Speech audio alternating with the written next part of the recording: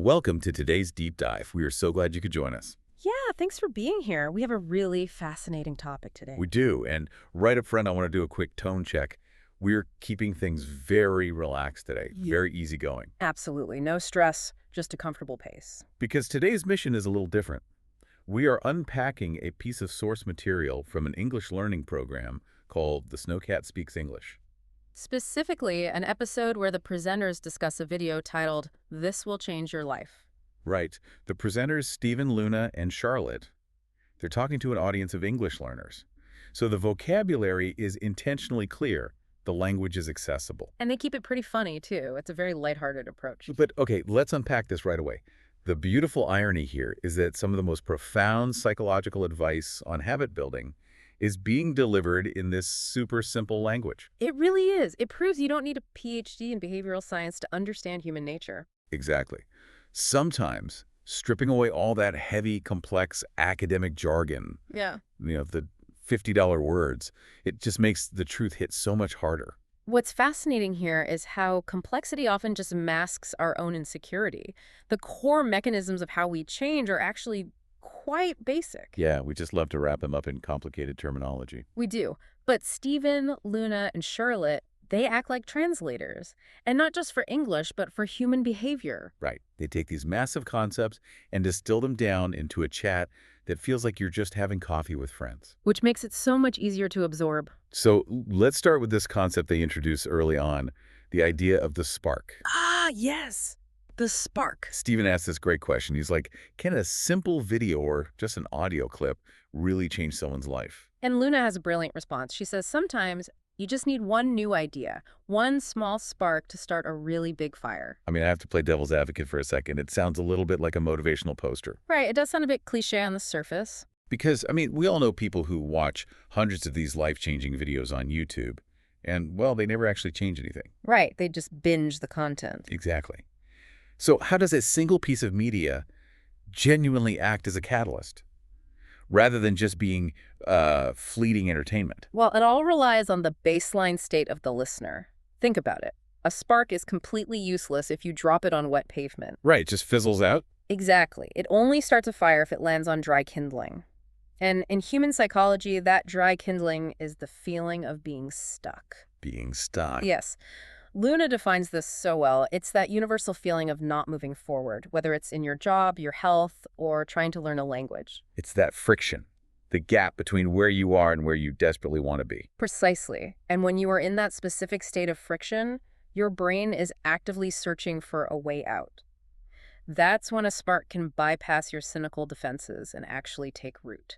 So it's not magic. It's just the timing of the message intersecting with your own internal frustration. Exactly. I love that. So for you, the listener, I want you to pause right now. Think about your own life. Where's that friction for you? What area of your life feels like you're just spinning your wheels? Keep that specific area in your mind, because the practical steps from this source material, they're going to act as a diagnostic tool for your situation today. We're going to use this framework to figure out how to get you unstuck. Let's get into the first big section. The source breaks down the 3 pillars of inaction. Basically, why change is so hard. The obstacles that keep us frozen. Right. Because if you want a better life, why not just build it? The barriers are rarely physical. They are almost entirely in our heads. Psychological barriers. And they identify 3 main ones: fear, waiting for the perfect moment, and negative self-talk. Let's dig into that first pillar, fear. Stephen gets pretty vulnerable here. He talks about his own fear when he was first learning a second language. A very relatable example. He was terrified of speaking because he didn't want to make a mistake and have people laugh at him. Anyone who has ever tried to order coffee in a foreign country knows that exact stomach-dropping feeling. Oh, for sure. You just freeze. But why is it so intense? I mean, we aren't being chased by a bear. We just use the wrong verb tense. Right. The stakes seem so low. So why does our brain react with such extreme panic? Because we're operating on very ancient hardware. Your amygdala processes fear, and it doesn't really distinguish between a physical threat and a social threat. Really, it treats them the same. Pretty much. Evolutionarily speaking, if your tribe laughed at you or rejected you, you were cast out. And being cast out meant you were alone in the wilderness. which literally meant death. Oh. So when you try to speak a new language or start a new hobby where you might look foolish, your amygdala screams at you. It interprets looking silly as a threat to your actual survival. Exactly. It floods you with adrenaline and tells you to retreat to safety. Wow. That puts it in perspective. We would rather sit in the familiar ache of being stuck than face the acute pain of looking incompetent. It's self-preservation, just misapplied. But if we zoom out, this fear of language learning is the perfect metaphor for any life change. Absolutely, because as Luna points out, to learn anything, you have to make mistakes. There's no other way. If you actively avoid mistakes to protect your ego, you're guaranteeing that you stay stuck. You're trading long-term growth for short-term comfort. Which brings us to the second pillar. And this one is honestly hilarious because we all do it. The perfect moment fallacy. Oh, the protective illusion of the perfect moment. Stephen lists these classic excuses like, I will start exercising when the weather is better. Or I'll study when I have a completely free weekend. Right. I am completely guilty of this. I convince myself I can't start a project unless my desk is spotless and my coffee is the exact right temperature. You need a solid 4-hour block of uninterrupted focus. Yes. Is that just regular procrastination or is it deeper? It is procrastination, but we misunderstand what procrastination is. It's not laziness. It's an emotional regulation problem. Emotional regulation. How so? When a task makes you anxious or makes you feel incompetent, your brain wants immediate relief from that bad feeling. Okay. So the perfect moment fallacy is your ego's defensive maneuver. You tell yourself, I'm going to do this, just not today because it's raining. Ah, so you get the dopamine hit of having a good intention without having to actually do the hard work. Exactly. It's a loophole. You get to feel productive without producing a single thing. You're not failing, you're just preparing. But the source material definitively shuts this down. Luna states it plainly. The perfect moment never comes. You have to start where you are. It's so blunt. But it's true. The conditions will never be perfect. Your brain sets a requirement it knows is impossible to meet just to keep you safe in your comfort zone. So the antidote is imperfect action. Yes. Do it poorly. Do it when you're tired. Because imperfect action today is infinitely better than perfect action tomorrow. That flows perfectly into the third pillar, negative self-talk. They call it the little voice in your head. The internal roommate that constantly criticizes you. Whispering things like, you aren't smart enough, or it's too late for you to learn this. It's a toxic script. But I want to push back a little here.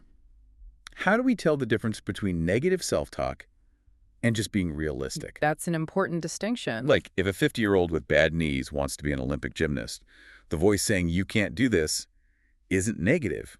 It's objective. True. Objective realism looks at physical boundaries. Negative self-talk attacks your intrinsic worth. Okay, I see. Realism says, my knees can't handle gymnastics. Negative self-talk says, I'm too old and lazy to ever get healthy, so I shouldn't even go for a walk. One is a boundary, the other's a cage. Exactly. And negative self-talk often disguises itself as practical realism, so you don't feel bad about giving up. Luna is so straightforward about this. She says, if you believe you can't, you won't. If you believe you can, you are halfway there.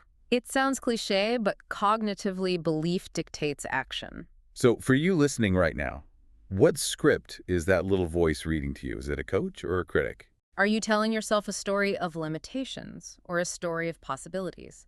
You cannot build a new life on a foundation of self-criticism. Okay, so we've identified the enemies. Fear, waiting for perfection, and a toxic internal narrator. The 3 pillars keeping us stuck. So the natural next question Stephen asks is, how do we break out? Do we need to do something drastic? Quit our jobs and reinvent our whole identity by Monday? And the answer brings us to the mathematics of transformation. I love this part. Attempting a massive overnight overhaul is usually a disaster. Luna introduces a much better concept, the 1% rule. Right, and Stephen explicitly references James Clear's Atomic Habits here. Yes. The math is fascinating. Luna explains that if you improve by just 1% every single day, by the end of the year, you're about 37 times better. That is wild. It's not just a slight improvement, you are completely unrecognizable. And they use a really concrete language learning example. Oh, learning 3 new words a day. Right. 3 words a day equals over 1,000 new words in a year. Which is the difference between complete silence and actually being able to hold a conversation. Exactly. But framing change as atomic, meaning very small, does something crucial in the brain. Does it bypass that amygdala fear response we talked about? It does. It removes the overwhelming terror of a massive life change. Here's where it gets really interesting. They use this analogy that is so funny but so accurate. Brushing your teeth. Yes, the 5-hour toothbrushing absurdity. Steven says, you don't brush your teeth for 5 continuous hours once a month. You do it for 2 minutes, twice a day. Luna just cracks up at the visual of someone scrubbing their gums for 5 hours. It's ridiculous.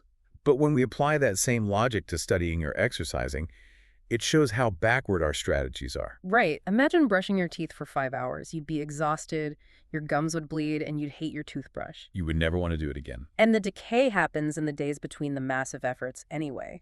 This is exactly what happens when people try to cram for a test or go to the gym for 3 hours on January 1st. They associate the activity with pain, they burn out, and they avoid it for weeks. Consistency is everything. Luna tells her students not to study for 3 hours once a week. She says study for 10 minutes every single day. Daily bite-sized repetition is vastly superior to a massive, exhausting session. And there's a neurological reason our brains prefer that, right? Yes. Our brains prioritize frequency over intensity when building neural pathways. It's a process called myelination. Myelination. Okay, what does that mean in simple terms? Every time you practice a habit, even for 10 minutes, your brain wraps a little bit of insulation around that neural circuit. Making the signal travel faster. Exactly. A massive 3-hour session once a week doesn't give the brain that consistent rhythm. Daily repetition tells your brain, this is part of our new normal. So we establish these tiny 10-minute habits. We understand the compounding math. But that's not enough if your brain is actively working against you. Which shifts the conversation to neurological filters and mindset. Right. Luna introduces the growth mindset. She defines it super simply. Believing your brain is a muscle that can grow. The opposite is the fixed mindset, believing your talents are carved in stone at birth. If you have a fixed mindset, every failure means you are fundamentally flawed. But a growth mindset means failure is just feedback. It's just a data point for your next attempt. And Stephen highlights one specific word that acts as a bridge between these mindsets. The word yet. It's such a powerful little word. He uses the example, I can't speak fluently, yet. It completely rewires the statement. It really does. Yeah. If I say I am terrible at public speaking, that's a closed door. It's a permanent failure. But adding yet introduces a timeline. It acknowledges you aren't there right now, but progress is happening. It turns a wall into a door. I love that. And this linguistic shift primes your brain for the next major concept they discuss.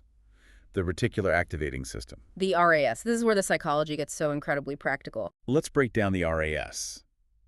The source explains it's a filter in your brain that decides what information is important enough to pay attention to. Right, because if you consciously processed every sight and sound, your brain would crash. So the RAS is the gatekeeper. And the fascinating part is it looks for what you tell it is important. Look for problems, you see problems. Look for opportunities, you see opportunities. To explain this, Stephen uses the classic red car analogy. The frequency illusion. Yes. You decide you want to buy a specific red car. You make that decision, and suddenly you step outside and that red car is everywhere. It's parked next to you, it's driving past you. The universe didn't magically build 1,000 red cars overnight. They were always there. But before you made that decision, your RAS categorized them as irrelevant background noise and filtered them out. The second you told your brain this red car is important, Yeah. your filter started highlighting it in your environment. Now, if we synthesize this for personal development, the implications are huge. Oh, absolutely. Your perception of reality is curated by this filter. If you tell your brain that learning is fun, your RAS will magically highlight more learning opportunities. But if your internal script is dominated by negative self-talk, if you're always saying things are too hard, your filter will highlight every piece of evidence to prove you right. It will highlight every mistake and filter out any moment of progress. You become blind to your own potential. That is terrifying. Your brain bends reality to match your negative thoughts. So how do we hack this? How do we reprogram the filter? Stephen and Luna offer 2 incredibly simple, practical tools: affirmations and gratitude. Let's talk about affirmations. Stephen suggests repeating phrases like, I am a good learner. I have to admit, I've always struggled with this. It can feel a bit silly at first. Yeah, standing in a mirror saying something that feels false just feels like toxic positivity. How does the brain actually accept that? The trick is to stop viewing affirmations as delusion. They aren't magic spells. They are priming mechanisms. Priming mechanism. Yes. You aren't trying to convince yourself you're perfect. You are actively typing new instructions into your RAS. So by saying I am a capable learner, you're shifting the filter's priority. Exactly. You're instructing your brain to start noticing the small moments where you do succeed. You shift from a negative confirmation bias to a positive one. That makes total sense. It's like setting the destination in your GPS. And the second tool, gratitude, works similarly. Luna suggests listing 3 things you are thankful for every morning.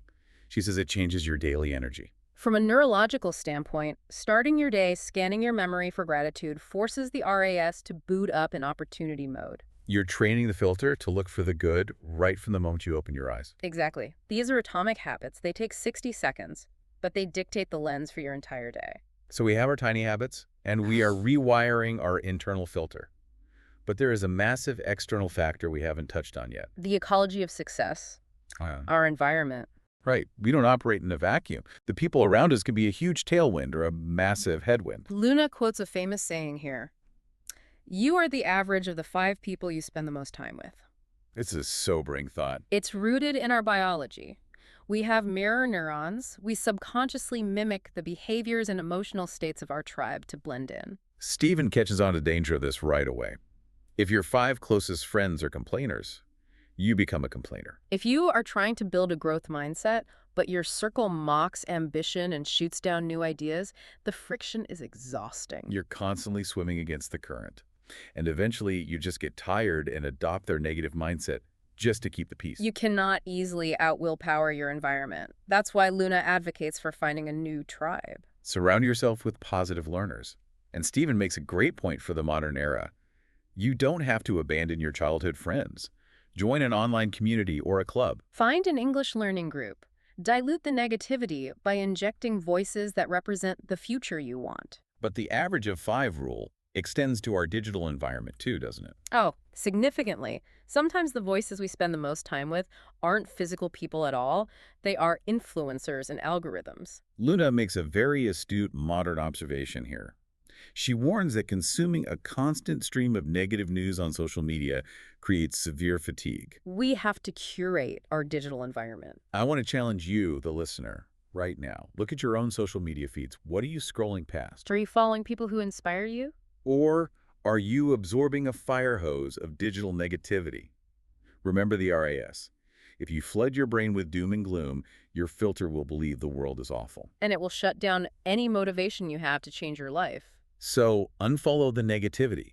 Curate your digital garden. Because when your environment is aligned with your goals, those tiny 1% habits require so much less willpower. Which brings us to the climax of their discussion. After covering fear, habits, mindset, and environment, Stephen asks the ultimate question. What is the most important step for someone who feels stuck right now?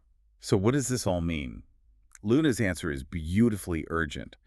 She doesn't suggest a complex plan. No, she just says, start today, not tomorrow. Take one tiny, ridiculously small step immediately. Download a language app, read 1 page of a book. Look in the mirror and say one positive thing. Just start. And Stephen follows it up with the perfect mantra. Done is better than perfect. That is the direct tactical strike against the perfect moment fallacy. The pursuit of perfection is just procrastination wearing a disguise. It prevents any real work from happening. By demanding immediate, messy action, you shatter the paralysis. The moment you read that single page, you transition your identity. You are no longer someone thinking about changing. You are actively doing it. The momentum begins. Now, this entire breakdown has been incredibly rich, but there is one final, brilliant surprise hidden at the very end of the source material. Yes, Charlotte's meta lesson. Charlotte comes in at the end to do a standard vocabulary review for the English learners. She highlights 5 key words from the episode. Stuck, habit, consistency, mindset, and yet. On the surface, it's just an English lesson.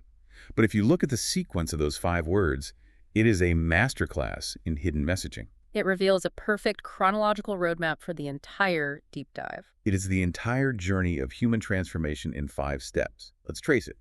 It always begins with step 1, realizing you are stuck.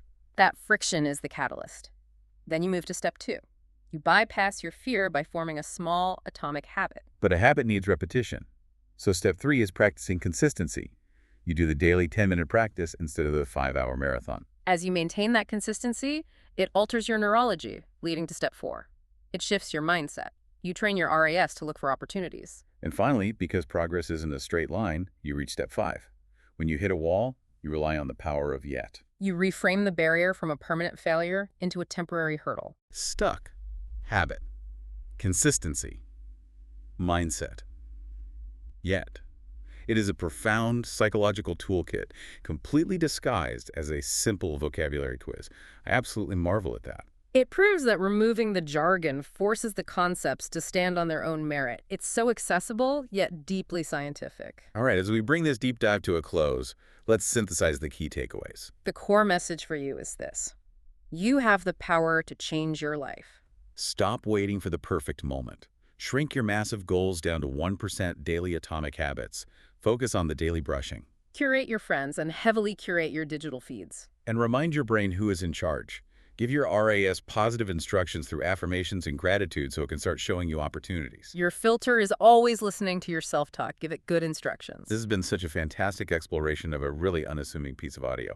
I hope you, our listener, found your spark today. But before we sign off, we want to leave you with a final provocative thought to mull over. Yes, something to explore on your own. Consider the intersection of the perfect moment fallacy and the RAS. We know waiting for the perfect moment is a trap, and we know the RAS filters reality based on what we focus on. Right. If you've been feeling stuck, actively waiting for that magical, ideal opportunity to finally start something new, could it be that your perfect moment already happened? Oh, wow. Is it possible the ideal opportunity passed you by last week, but your RAS simply filtered it out because your brain was tuned to fear instead of growth? That is a heavy, challenging thought. The door might have been wide open right in front of you, but your brain refused to render it in your reality. Exactly. So the ultimate question to leave you with is this. What hidden opportunities might you suddenly be able to see tomorrow morning if you simply decide to reprogram your filter tonight? It's entirely up to you. Thank you so much for joining us on this deep dive. Take that one tiny, imperfect step today, and we will talk to you next time.